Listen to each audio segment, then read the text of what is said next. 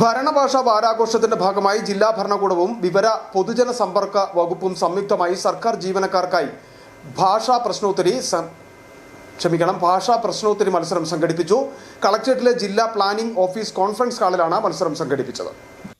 Personal രജിസ്റ്ററിന്റെ മലയാള പദം ഏത്?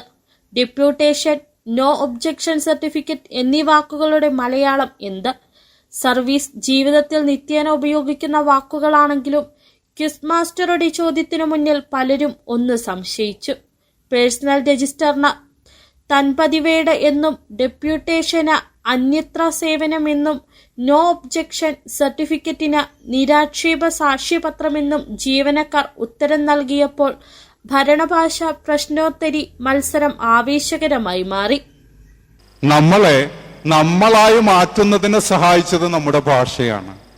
കേവലം മജ്ജയും മാംസവും എന്നതിനപ്പുറത്തേക്ക് സാംസ്കാരികമായോ ഭൗതികമായോ വൈജ്ഞാനികമായോ എന്തെങ്കിലും ഒരു വളർച്ച നമുക്കുണ്ടാകുന്നുണ്ട് എങ്കിൽ നമ്മൾ കടപ്പെട്ടിരിക്കേണ്ടത് നമ്മുടെ ഭാഷയോടാണ്.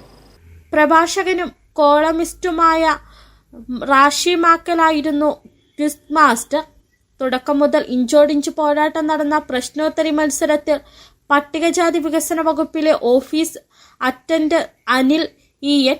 ഒന്നാം സ്ഥാനം നേടി.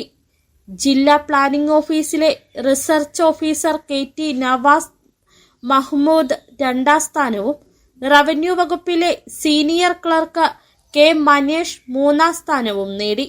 മലയാള ഭാഷ, സാഹിത്യമേഖല, കേരളത്തിലെ സാംസ്കാരിക രംഗം എന്നിവ അടിസ്ഥാനമാക്കിയായിരുന്നു ചോദ്യങ്ങൾ. 10 ചോദ്യങ്ങളുള്ള പ്രാഥമിക ഘട്ടത്തിൽ ഏറ്റവും കൂടുതൽ ശരിയുത്തരം നൽകിയ 4 പേരെ അന്തിമഘട്ടത്തിലേക്ക് തെരഞ്ഞെടുത്തു.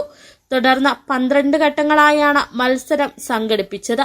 പരിപാടിയിൽ assistant editor Sunilkumar M N., assistant information officer Arun M., ജില്ലാ ഇൻഫർമേഷൻ ഓഫീസ് ജീവനക്കാർ തുടങ്ങിയവർ പങ്കെടുത്തു.